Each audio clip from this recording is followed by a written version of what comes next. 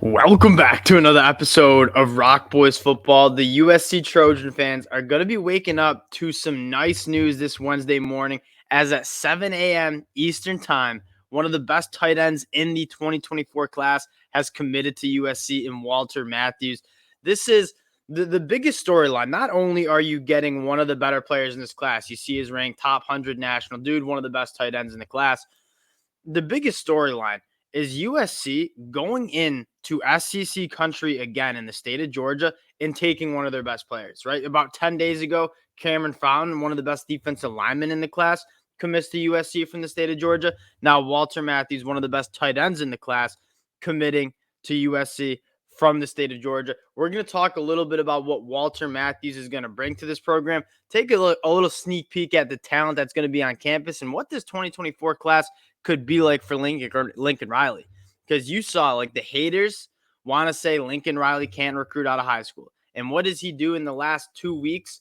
Goes and adds about 6-7 guys to this class. And all of a sudden, this class goes from outside the top 50 to inside the top 15 very damn quickly. Lincoln Riley has things firing and on all cylinders for this USC program. And we talk about it. If USC wants to get back to those glory days, it has to start recruiting like the national brand it is. And that seems like exactly what this USC program is doing. Now, before we get into talking Walter Matthews, just want to say thank you to the USC fans. You guys have been absolutely awesome. If you guys have been following me for a little bit, you know I'm kind of a nerd when it comes to recruiting, talking these players. And we've been talking a lot of USC football because they've been one of the hottest teams on the 2024 recruiting trail. So you guys have shown a ton of love to the boys. If you do enjoy the content, consider subscribing to the channel because I do think it's going to be a busy next couple of weeks for USC as they have a lot of momentum here.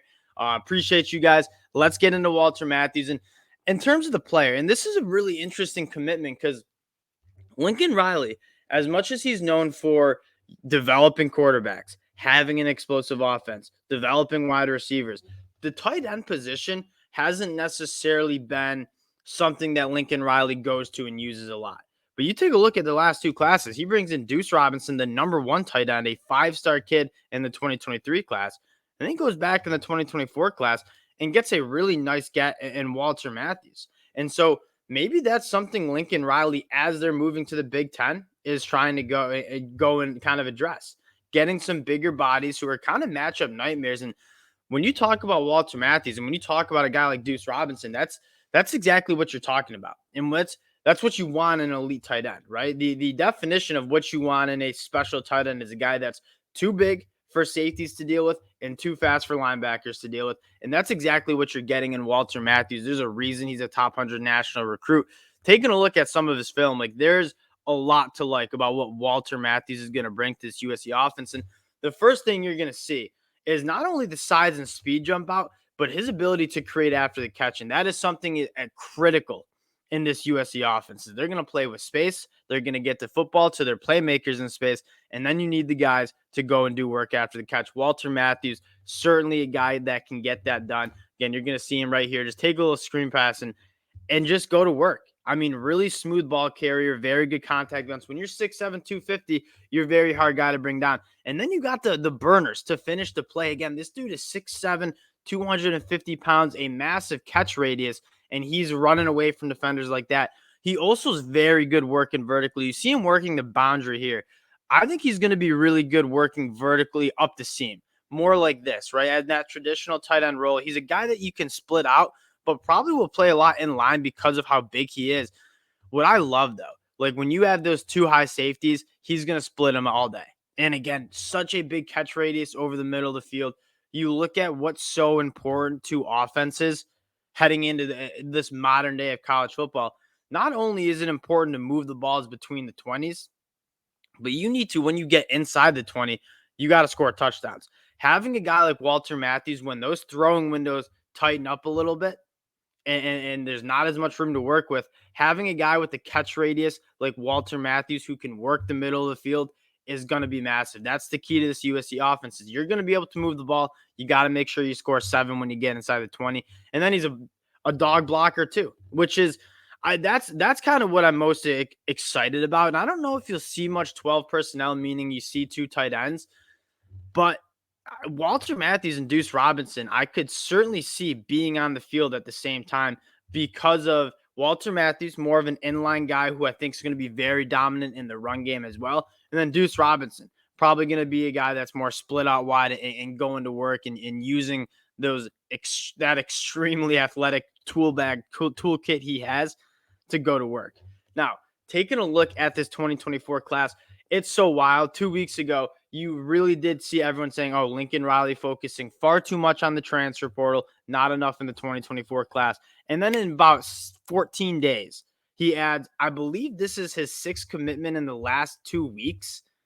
And now you're talking about this class going to be probably a top 10 class. We'll talk about the talent that they have. I think why you might have seen a little bit of a quote unquote slow start. Don't forget, this is still pretty early. Is that Lincoln Riley was still very focused on getting this roster where it needs to be in terms of winning a national championship in 2023. And so recruiting that 2024 class, maybe not as important, maybe not as high on the priority list as getting some of these transfers like Bear Alexander, like Emmanuel Pregnon, who are going to immediately help this team be competitive for USC in 2023. Because I think Lincoln Riley sees the window. When you have a guy like Caleb Williams coming back, that's a window where you can do something special. And if you can, it's really hard to look at this USC team. We just did a video on it. Look at this USC team, what they have coming back, what they brought in the transfer portal, and not have them as a top 5 team in the country, and it's certainly in the thick of things for winning a national championship. So Lincoln Riley, probably in the spring, focused a little bit more on getting that transfer portal talent into the program. And now in the summer, once this transfer portal has died down, turns his focus to really building a 2024 class. And I knew the USC fans, the people who weren't just blindly hating on USC football, know Lincoln Riley can recruit out of the high school ranks, especially on the offensive side of the ball. I think what's arguably more impressive right now is what he's done on the defense side of the ball, right? Dakota Fields in the fold, Cameron Fountain in the fold, two really, really good guys on the defensive side of the football that'll be difference makers. Now, again, what's even more exciting is what could be for this USC team. You take a look at what's on the docket for this weekend. I also want to just touch on two really, really intriguing prospects who are on campus. They got the specialized treatment, two St. John Bosco kids in Peyton Woodard and Kingston Viliamu Asa. I think that's how you say it. Those guys were the only two guys, I believe, taking official visits this weekend. I know Peyton Woodard is committed to Georgia. Those guys got the special treatment. Like, they were the only two guys on campus. I wouldn't be surprised if Peyton Woodard is definitely on flip watch. And then Kingston Viliamu Asa certainly making some traction in terms of getting his commitment. But then you look at, by the way, Taylor Tatum, definitely seeming like he's trending to USC. Xavier Brown definitely seems like he's trending to USC. You take a look at what's on the docket, though, for Friday, June 16th, this weekend, and we talk about it. Momentum is so important when it comes to recruiting. USC has all the momentum in the world. Mike Matthews, one of the best wide receivers in the class, scheduled to take a visit. I know Clemson's made some really nice inroads. Bryce West coming off a visit to Michigan will be on campus. A couple of guys that I think, if you're USC, you think you have a good shot at. Draylon Miller from Texas. It seems like USC and LSU battling out for him. And then Ryan Pelham. That's a big one. It seems like Oregon, USC kind of in a contested race for a guy in Ryan Pelham. But again, the list goes on and on. Darian Mayo is a really interesting prospect from Maryland. The fact that you're getting him to come from Maryland to go visit USC, 6'7", 250, crazy wingspan, crazy length. He's a very interesting guy. Again, a lot of very talented guys coming up on the pipeline. And what could even be a little bit more special as you look at this class is, it's sitting about 15th overall in the country. If USC can do what I think they can do on the football field in 2023, get to the college football playoffs, win a Pac-12 championship, hell, maybe even win a national championship, that's when I think you're going to start turning some heads, right?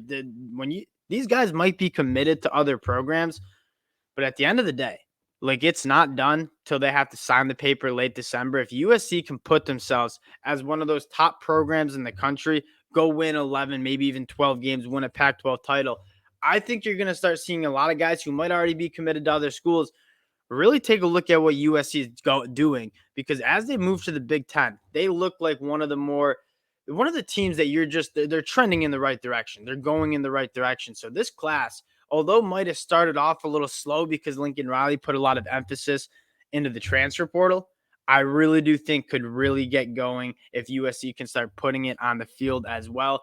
We'll wrap it up there. But again, USC continuing to stay hot on the recruiting trail. Appreciate all the Trojan fans checking the fellas out. If you do enjoy the content, lock in, subscribe to the channel. We got a lot of USC listeners. I can't thank you guys enough for all the love you guys have shown. And we'll talk to y'all later. Peace.